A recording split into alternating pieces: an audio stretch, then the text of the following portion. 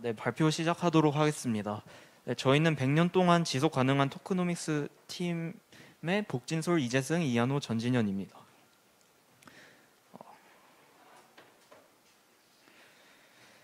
네, 그래서 저희 발표는 첫 번째로 저희가 토크노믹스에 대해서 조사하고 토크노믹스가 어떤 모습을 가지면 가장 좋을지 그런 거에 대한 저희의 컨센서스를 좀 얘기를 드리고, 그 다음에는 이제 저희가 세운 기준에 따라서 여러 그 좋은 케이스들과 나쁜 케이스들을 분석을 해본 다음에, 세 번째로 저희가 생각하는 정말 100년 동안 지속 가능한 그런 토크노믹스를 한번 재미로 짜봤는데 그런 걸 소개드리고, 마지막으로 이제 저희의 결과물에 대한 현황을 공유드리도록 하겠습니다.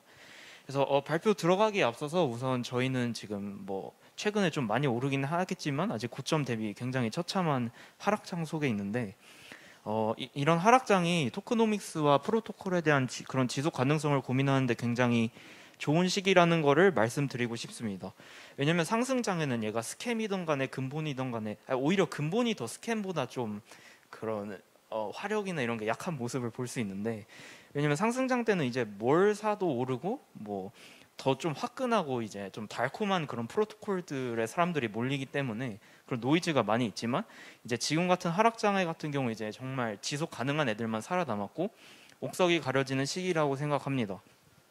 또 마찬가지로 지금 같은 하락장에서 이제 빌딩을 하고 프로토콜들을 만들게 될 경우 정말 이 프로토콜이 지속 가능하다면 하락장 속에서도 워킹한다는 모습을 보여줄 수 있기 때문에 굉장히 좋은 지금 실험의 시기가 아닌가 싶습니다. 그래서 우선 토크노믹스에 대해서 얘기를 하기 전에 저희는 토크노믹스와 프로토콜의 지속 가능성을 구별해야 된다고 생각을 했습니다. 왜냐하면 토크노믹스가 없어도 지속 가능한 프로토콜이 있는 반면에 또 토크노믹스가 아무리 끝내줘도 그냥 무너지는 프로토콜도 있기 때문입니다. 그래서 지금 아래 나온 예시들은 사실 다 토큰이 있기는 하지만 지금 토큰들이 딱히 막 그 코어 모델에 작용하기보다는 거버넌스로만 작용하는 케이스들이고, 이제 살펴보면 이제 유닛스왑 같은 경우 지금 유닛 토큰이 있긴 하지만 LP들에게 전혀 보상이 이루어지지 않고 있고 이미 규모의 경제를 달성했기 때문에 그냥 그 0.3%라는 그 프로토콜 거래량 수수료로만으로도 작동을 하고 있고, 또 옵티미즘이나 아비트롬 같은 경우도 뭐 옵티미즘도 옛날에 토큰 없을 때도 계속 그런 자체 비즈니스 모델을 통해서 계속 지속 가능한 모습을 보여줬습니다. 그래서 결국 공통점은 이제 사용자들이 사용을 하게끔 만들어야 된다는 것입니다. 그래서 유닛스왑을 좀 자세히 살펴보자면 지금 거래자들의 수수료 보상이 전부 다 유동성 공급자로 가고, 이제 딱히 토큰 보상, 뭐 스시스왑이나 다른 덱스들처럼 LP들에게 추가적인 거버넌스 토큰 보상은 이루어지지 않고 있고, 토큰 기능은 오로지 거버넌스만 있습니다. 옵티미즘 같은 경우도 이제 옵티미즘의 모델이 레이어 2에서 사용자들의 가스비를 모아서 그 일정 부분을 레이어 1의 보안에 의존해야 되기 때문에 그런 그러니까 레이어 1 가스비로 세트를 하고 나머지를 이제 트레저리에 쌓아놓는 그런 비즈니스 모델을 가지고 있는데, 여기서도 똑같이 뭐 토큰 기능은 거버넌스밖에 없는 것을 확인할 수 있습니다. 그래서 그러면 이제 블록체인만 있고 토큰이 사실 막 크게 모델에 작용하지 않아도 지속 가능하게 작동할 수 있다는 것을 확인을 해봤는데, 그럼 과연 토큰이 왜 필요한지 여기서 고민을 해봐야 할 것 같습니다. 토큰회 같은 경우 정말 새로운 것이 아니라 저희가 일상생활에 쓰고 있는 뭐 화폐, 주식, 포인트, 쿠폰, 상품 이런 것들이 모두 토큰이라고 할 수 있고, 이제 토큰의 장점이라 함은 블록체인 기술 및 스마트 컨트랙트를 통해 보다 더 탈중앙적으로 발행 및 관리를 할 수 있다는 것입니다. 그래서 토큰이 왜 필요한가? 왜냐하면 토큰이 없이도 블록체인만 적용해도 사실 지금 웹2 기업들의 그런 많은 문제점들이 해결됩니다. 그래서 뭐 공정한 수익 분배, 투명성, 데이터 주권, 검열 저항성, 무신뢰성, 뭐 신뢰 이런 것들 되게 좋은 그런 특징들이 많이 달성이 되는데, 이제 토큰이 여기에 왜 필요하냐면 이제 첫 번째로 토큰을 통한 인센티브를 통해 초기에 네트워크 효과를 부트스트래핑 하는데 토큰이 굉장히 많은 도움을 줄 수 있고, 이는 이제 웹2 기업들의 뭐 마케팅 같은 것들과도 비교를 할 수 있을 것 같습니다. 두 번째로 이제 가장 중요한 게 결국 토큰을 통해서 탈중앙 거버넌스 및 주인 인식을 갖게 함으로써 이제 인센티브 온라인을 하여서 사용자들을 더 참여를 독려할 수 있도록 하는 게 토큰의 역할입니다. 그래서 정리하자면 토큰은 초기 단계를 버티기 위한 수단 및 주인 인식을 통한 탈중앙화를 이루는 도구라고 할 수 있을 것 같습니다. 그래서 이거는 A16G의 그 리서처가 제시한 유명한 피규어인데, 이제 왼쪽 같은 경우 이제 만약에 동영상 플랫폼이라고 생각했을 때 뭐 이미 트위치나 아프리카 같은 그런 거대 기업들이 있는 상황에서 이런 새로운 경쟁자들이 좀 초기에 네트워크 효과를 이루는 것이 굉장히 어렵습니다. 왜냐하면 이런 플랫폼들의 가치는 결국 그 플랫폼들에 참여하는 사용자들의 규모나 그런 콘텐츠들의 유무에 따르는데, 그래서 이미 뭐 그러니까 초기에 컨텐츠가 없을 경우 사용자들은 이 컨텐츠를 쓸 필요가 없고, 그래서 이런 선순환을 그리기 굉장히 어렵지만, 토큰을 도입하게 될 경우 초기 네트워크 효과가 부족할 때 토큰을 통한 이런 경제적 인센티브를 통해서 사용자들을 끌어올 수 있다는 그런 장점이 있습니다. 사실 있는 이거 오른쪽에 보시다시피 뭐 토스나 틱톡에서도 그 사용자 초대 이벤트를 통해서 현금을 뿌리는데, 이런 마케팅적인 요소와 궤를 같이 한다고 볼 수 있습니다. 그리고 두 번째로 이제 네트워크 효과를 이루고 나서가 중요한데, 왜냐면 초반에 이제 토큰을 통해서 사용자를 많이 끌어왔다면 이제 얘네들을 이제 그 사용자 리텐션을 하는 게 중요할 텐데, 그래서 결국 중요한 것은 사용자들이 원하는 서비스를 제공해야 하며 나중에 결국 탈중앙적으로 프로토콜이 운영될 수 있도록 해야 합니다. 그래서 유니스왑 같은 경우 이제 이미 깊은 유동성이 형성이 되었기 때문에 토큰 보상이 없어도 사용자들이 많이 사용하기 때문에 프로토콜 자체로 수익이 많이 발생하여 지속 가능한 모습을 보여주고 있고, 그 외에 이제 상승장 때 뭐 폭발적으로 성장했던 그런 잡 디파이들은 이제 유즈 케이스들이 떨어졌기 때문에 붕괴가 일어나는 것을 볼 수 있습니다. 그래서 세 번째로 이제 토크노믹스에 대해 얘기하자면, 토크노믹스 같은 경우 아직 정의가 굉장히 모호한 단어라고 생각하는데, 그래서 저희는 이제 토크노믹스 외적 요소, 내적 요소로 나눌 수 있다고 보았고, 이제 외적 요소 같은 경우 이런 각 주체들마다 분배량, 할당량 등을 의미하고, 이제 내적 요소는 토큰이 정말 프로토콜 내에서 어떻게 작동하는지라고 보았습니다. 그래서 뭐 영원한 토크노믹스는 저희는 없다고 생각하고, 그래서 기본 조건은 결국 토큰은 이제 마케팅적으로 이제 어떻게 보면 지출이니까, 그래서 블록 보상이나 뭐 그런 참여 보상으로 인해 지출되는 토큰의 인플레이션보다 결국 프로토콜 자체로 창출해내는 가치가 커야 된다고 생각을 했습니다. 그래서 문제점 같은 경우 이제 토큰 같은 경우 이제 원래 생태계를 원활히 하는 도구이지만 결국 사용자들이 이를 현금화하는 것이 문제이고, 두 번째로 초반 마케팅을 위한 인플레이션이 너무 심하다는 것이 문제입니다. 이거는 그저께 뱅클리스에 올라온 데이터인데, 이제 뱅클리스에서 정말 지금 하락장에서 디파이 프로토콜들이 수익을 내고 있냐 이런 거에 대해서 정리한 표인데, 보시면 이제 제일 왼쪽이 토탈 레버뉴 해서 정말 매출 지출을 생각하지 않는 매출인데, 모든 프로토콜들이 다 우선 매출은 발생시키고 있는 것을 알 수 있습니다. 하지만 여기서 두 번째로 고려해야 될 게 그 네 번째 줄, 그러니까 여기 토큰 이미션인데, 토큰 이미션 같은 경우 사용자들이 이 프로토콜을 사용할 수 있도록 하기 위해 보상으로 주어지는 토큰의 총 가치를 의미합니다.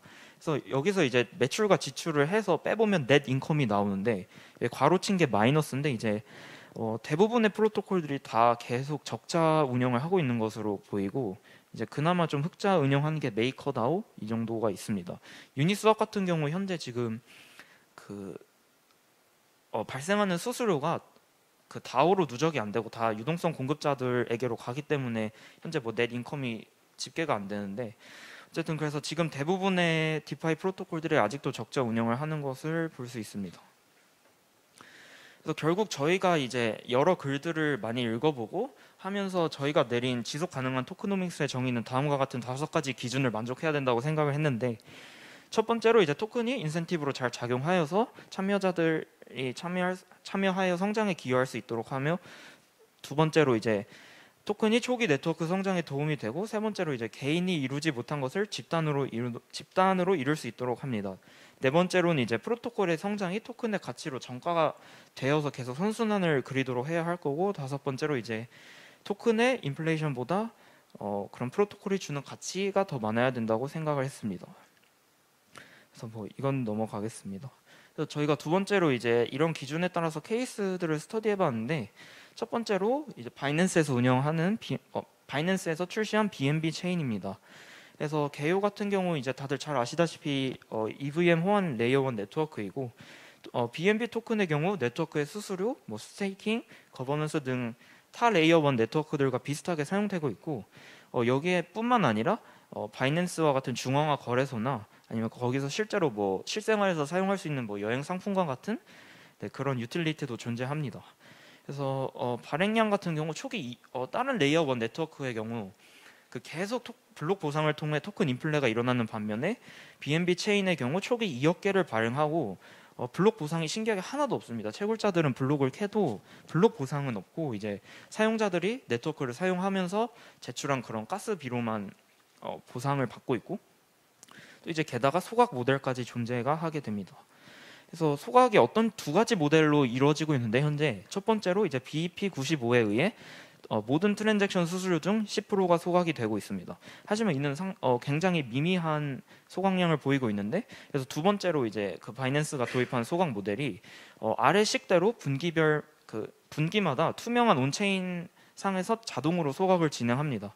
그래서 지금 총 2억 개가 있었는데 1억 개 절반까지 줄이는 게 목표라 하고, 이제 식을 보시면 B가 소각량이고 N이 이제 한 분기 동안 생성되는 블록 개수해서 BNB 체인이 제가 알기로 3초마다 블록이 하나 생겨서 뭐 N도 어느 정도 상수고 K도 거버넌스에 의해 정해지는 상수고 해서 결국 이 식은 그 BNB 가격에 따라 그 결정이 되는데, 그래서 오른쪽 그래프와 같이 BNB가 쌀수록 좀 그 소각이 많이 일어나게 이런 소각 모델을 도입을 하였습니다. 그래서 이를 저희가 아까 세운 5가지 기준으로 평가를 해보자면 굉장히 좋은 토크노믹스라고 평가를 할 수 있고, 실제로 토크노믹스적으로는 뭐 중앙화 문제 빼고 토크노믹스적으로는 정말 BNB 체인이 거의 완벽에 가깝다라고들 많이 칭찬을 하고 있더라고요, 해외에서도. 그래서 평가를 해보자면 첫 번째로 뭐 BNB 토큰 검증인에게 인센티브로 제공되고, 두 번째로 이제 개인이 이루지 못하는 강력한 보안 네트워크 구축하고, 세 번째로 유틸리티로 가스비를 통한 꾸준한 수요가 창출되며, 네 번째로 네트워크 성장할 경우 BNB 수요 상승하고, 다섯 번째로 이제 블록 보상이 없어서 지출이 없는데 가스비로 꾸준히 사용이 되고 심지어 소각까지 이루어지기 때문에 지출보다 매출이 훨씬 더 큰 체인이라고 할 수 있습니다. 그래서 굉장히 잘 짜여진 토크노믹스라고 생각을 하고, 두 번째로 알아볼 케이스는 헬륨 네트워크인데, 헬륨 네트워크 같은 경우 이제 개인들이 핫스팟 기기를 구매를 해가지고 설치함으로써 그런 탈중앙 개방 무선 IoT 네트워크를 구축하는 프로젝트입니다. 그래서 프리 바이닝 없이 페어 런치를 통해서 런칭을 했고, 이제 토큰을 얻고 싶으면 핫스팟 기기를 운영하면 되고, 이 네트워크를 사용하고 싶다면 토큰을 구매를 해서 이를 소각한 다음에 데이터 크레딧이라는 DC 토큰을 얻어서 이를 수수료로 사용하여 이 네트워크를 사용할 수 있습니다. 그래서 이를 평가할 경우 굉장히 헬륨 네트워크도 사실 웹3에서 교과서적인 토크노믹스라고 많이 칭찬을 받고 있고, 실제로 저희가 세운 기준에 따라서도 다 많이 부합을 하지만, 이제 다섯 번째 매출과 지출을 비교했을 때 2022년 동안 인센티브로 지출된 헬륨 토큰은 2억 100만 달러인데 실제로 헬륨 네트워크의 사용량이 굉장히 저조해서 벌어들인 매출은 1,460만 달러라고 합니다. 그래서 뭐 토크노믹스 아무리 잘 짜여 있어도 결국 아직까지는 헬륨 네트워크에 대한 수요가 적기 때문에 이렇게 좀 굉장히 적자 운영을 하고 있지 않나 해서 실제로 좀 유즈 케이스가 많이 나와야 할 것으로 생각됩니다. 세 번째는 이제 앵커 프로토콜인데, 다들 잘 아시다시피 테라의 머니 마켓이고 BESEC 그 스테이킹 유동화 토큰인 BESEC과 예대 마진을 통해서 그런 비즈니스 모델을 확립하고 있습니다. 그래서 토크노믹스 같은 경우 다들 잘 아실 것 같아서 시간상 넘어가도록 하겠습니다.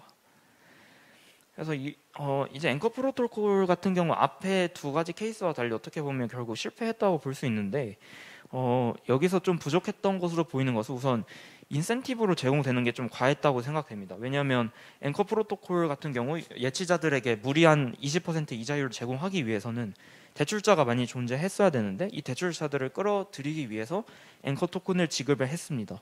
그래서 좀 과다한 보상이 주어지지 않았나 싶고, 두 번째로 유틸리티 또한 좀 부족했다고 생각되는 게, 유틸리티가 거버넌스 그리고 이를 스테이킹하여 수익 배당을 받는 이 두 가지밖에 없었습니다.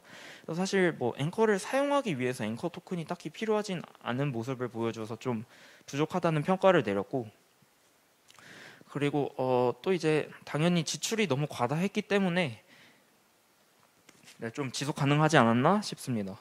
그래서 앵커 프로토콜 모델 자체는 굉장히 지속 가능하다고 보지만 결국 20%의 과도한 이자율이 문제였고, 네, 그래서 저희는 이를 좀 개선하기 위해서 몇 가지 방안을 생각을 해봤는데, 그래서 뭐 V 토크노믹스를 도입하여서 뭐 락업을 하면 UST 이자 보상을 더 많이 준다거나, 아니 뭐 이자율을 낮추고 뭐 예금량 상한을 둔다는 이런 방안들을 생각해보았습니다. 마지막으로 이제 룩스레어를 저희가 조사해봤는데, 룩스레어는 이제 오픈시의 대항마로 NFT 마켓플레이스를 탈중앙적으로 운영하자는 프로젝트입니다. 그래서 룩스를 얻기 위해서는 NFT를 리스팅하거나 구매하거나 혹은 스테이킹하여 룩스를 받을 수 있고, 이제 이를 저희가 세운 기준으로 평가하면 상당히 좀 괜찮은 평가가 나옵니다. 왜냐하면 토큰을 통해서 탈중앙을 시키겠다는 목표가 뚜렷했기 때문에 상당히 잘 짜여져 있는 토크노믹스라고 생각은 하지만, 결국 핵심 문제의 경우 여기선 자정 거래가 문제가 되었습니다. 스팸 방지책이 없어서 좀 자정 거래를 통해 고래들이 이제 룩스를 그냥 아무 의미 없이 채굴하는 과정이 발생을 하였고, 따라서 이제 자정 거래에 대한 방지책이 필요하다고 생각을 하였습니다.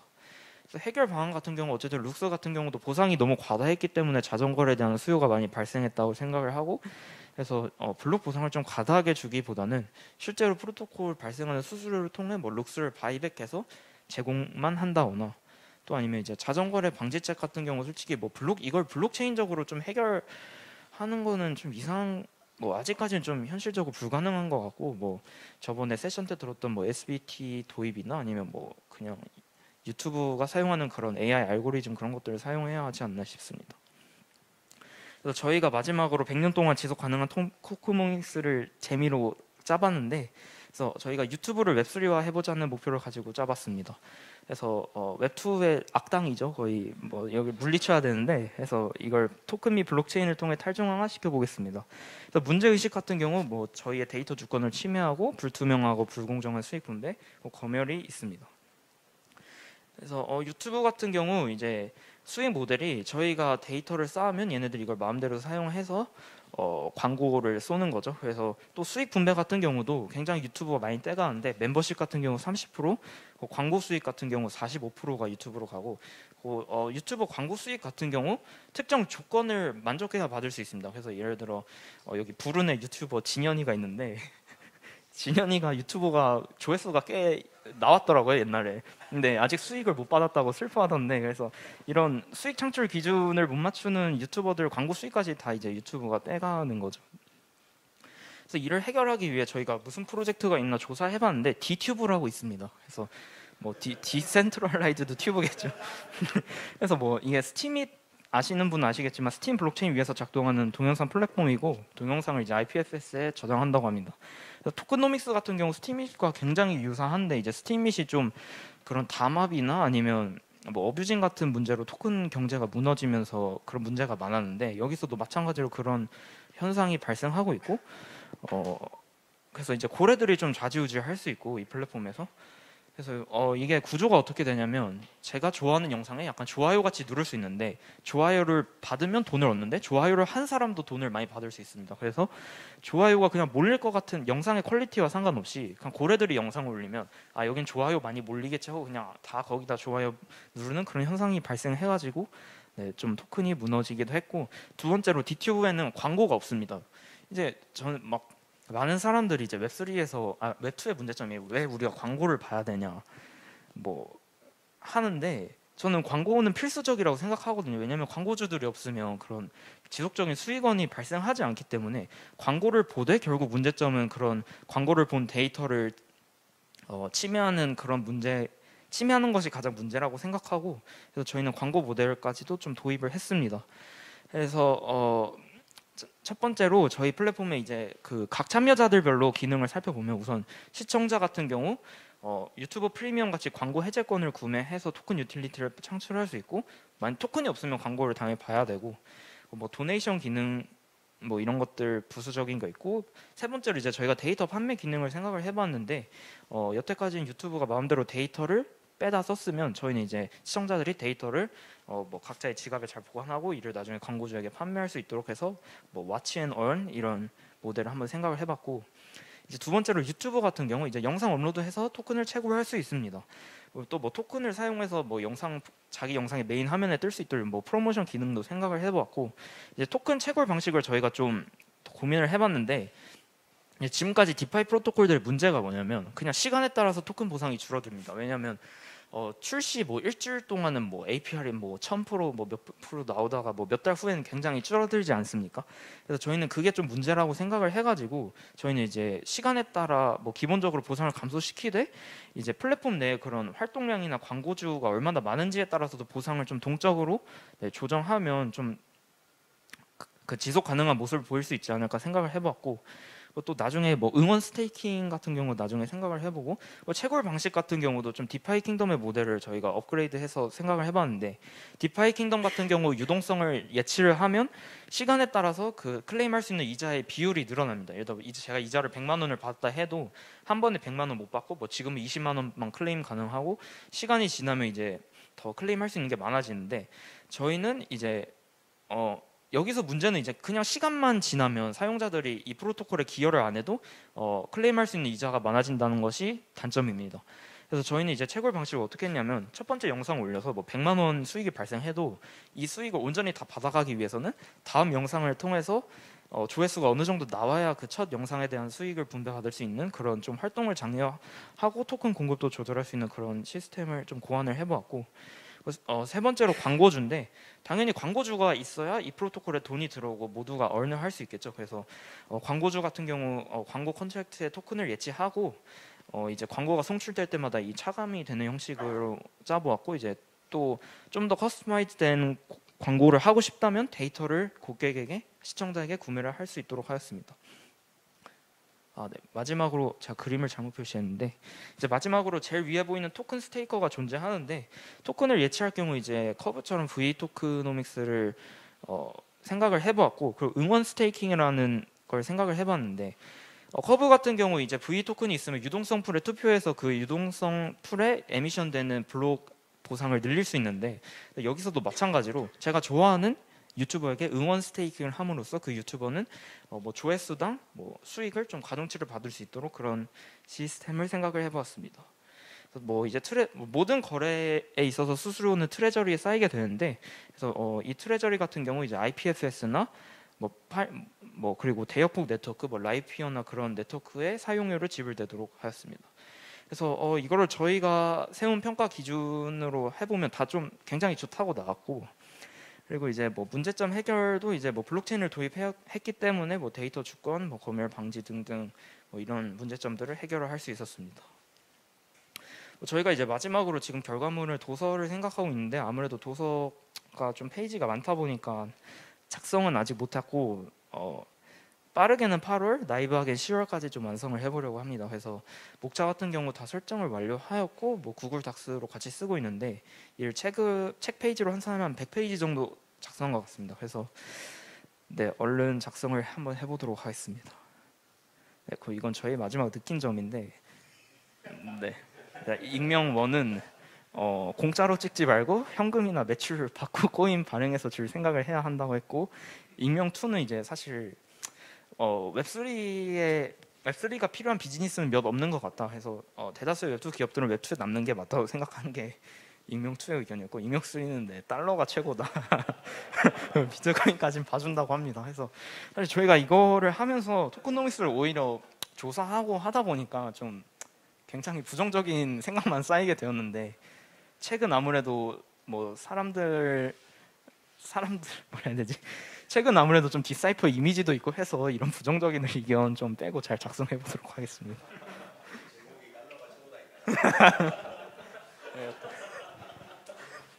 네, 발표 지금까지 들어주셔서 감사합니다.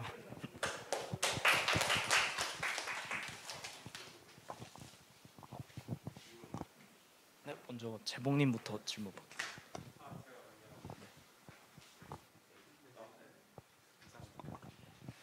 네, 발표 잘 들었습니다. 아까 말씀 주신 부분 중에 토크노믹스가 이제 굉장히 오래전부터 있어 왔던 개념이라고 말씀을 하셨는데, 웹3세에서 토크노믹스는 이제 뭐 많이들 잘 안 돌아가고 있다고 이제 설명해 주셨는데, 그러면 현실에 존재하는 토큰 중에서 100년 넘게 혹은 그래도 수십 년 동안 작동하고 있는 토큰의 종류는 어떤 게 있는지가 궁금합니다. 우선 제 의견을 말씀드리자면, 저는 사실 뭐 리니지나 메이플 스토리 같은 것들이 가장 좋은 예시가 아닐까 싶습니다. 뭐 이건 P2이긴 한데 걔네들 같은 경우 보면 이제 게임 토큰이 인플레가 굉장히 심하잖아요. 뭐 사냥하면 돈이 쏟아지고 이러는데도 계속 경제가 인플레이션을 감당할 수 있는 이유는 결국 그 중앙화된 그런 개발팀이 계속 컨텐츠를 지속적으로 끊임없이 내고 소각할 수 있는 그런 계속 빠지기 때문에, 그러니까 계속 유지 케이스가 나오기 때문에 좀 유지가 되고 있지 않나 싶습니다. 그래서 뭐 지금 드는 생각은 지금 웹3 프로토콜들이 사실 진짜 실생활과 연관돼서 유즈 케이스를 내고 그런 것들이 많이 없기 때문에 아직까지는 좀 이런 현상이 발생하지 않나 싶은데 또 다른. 저는 이제 지난번에 저희가 또 오태민 작가님 한번 방문하셨었는데 그때 항공사 마일리지 얘기를 하셔서 그 이후에 조금 더 찾아봤는데 저는 좀 항공사 마일리지가 되게 성공적인 토큰의 사례가 아닐까 생각을 했었어요. 그래서 이게 실제로 항공사가 지금 벌어들이는 순이익 중에 실제 항공 그 운항보다 버는 수익보다 그 마일리지를 이제 다른 제휴업체 팔아서 버는 순수익이 훨씬 더 크다고 하더라고요.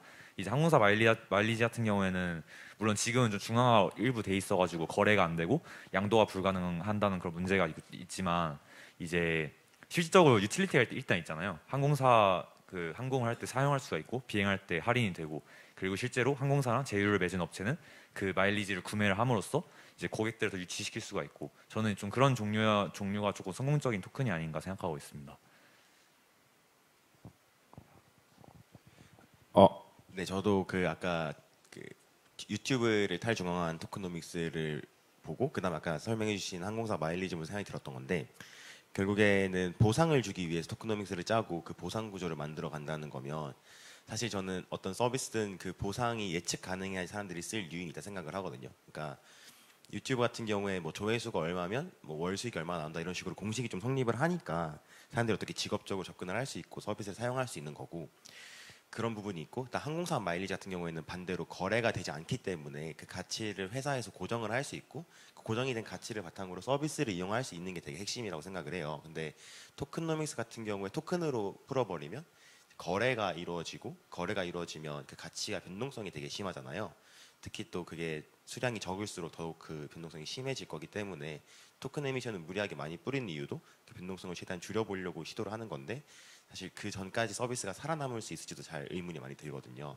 그래서 그런 부분에 대해서 좀 사례나 아니면 안정적인 가치를 유지하는 토크노믹스를 좀 보신 게 있는지 궁금합니다.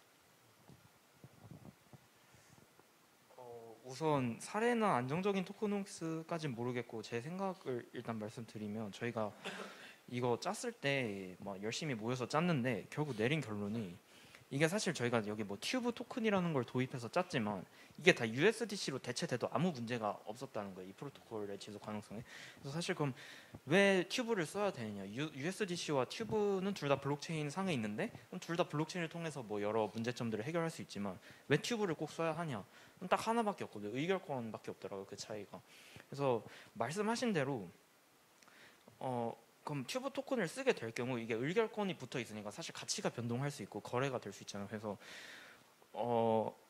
저희가 그러니까 이게 만약에 광고 해제권이 뭐 3튜브면 이게 처음에 3,000원이었는데 이게 떡상해서 막 300만 원이 됐어요. 아무도 안 들어올 거 아니에요. 그래서 그렇게 될 경우 이제 가장 저희가 내린 결론이 그럼 거래소를 빼야 된다 여기서. 왜냐하면 거래소가 낄 경우 이제 너무 이게 입출금이 자유로워지고 토큰에 대한 그런 시세 변동성도 너무 심해지기 때문에 사실 메이플이나 리니지가 유지될 수 있었던 것도 저는 좀 어려운 현금화가 큰 한몫을 했다고 생각하거든요. 그래서 그런 측면에서 좀 이게 진정한 토크노믹스를 이루기 위해서 정말 외부와 단절돼서 이 생태계 안에서만 돌아가야 좀 유의미한 그런 이상적인 케이스가 나올 수 있을 것 같긴 한데 또 그건 또 블록체인 상에 올라가면 막을 수는 없는 것 같아서 좀 어려운 것 같고.